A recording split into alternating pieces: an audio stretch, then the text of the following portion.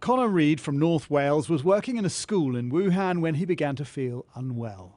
He would become the first known British man to catch the coronavirus.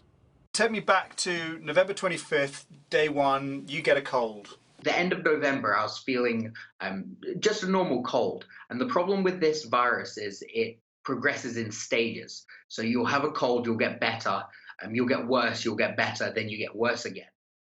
It's quite possible Connor just happened to catch his cold several days before he was then struck by the coronavirus. Just describe the symptoms and where it really starts to hit. I was feeling achy. I just wanted to curl up into a ball. I had ear problems and sinus problems where it felt like there was a balloon being blown up in my face. It was raking cough. It was terrible, and it was happening so much that I lost my voice.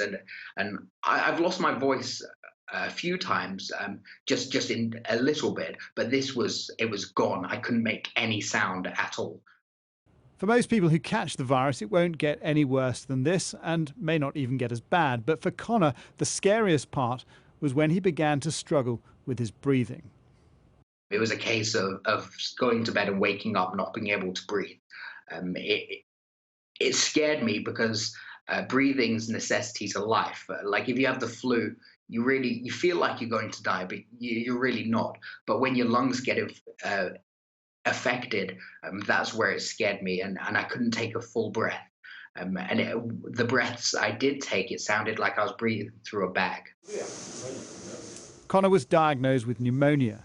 Despite living in what would become the epicenter of the virus, as yet the local authorities were unaware that Wuhan in China was incubating a nasty new virus that would spread across the globe.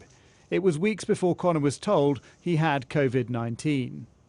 He's now recovered from the illness, but his adopted city is still struggling with strict rules on how often you can leave the house. At the moment, one person is allowed to leave their house every 3 days, and that's just to purchase necessities. There are some shops that are open. They've blocked the door off, and you tell them what you want. They put it into a bag, and then they pass the bag to you on a stick, just to avoid that personal contact.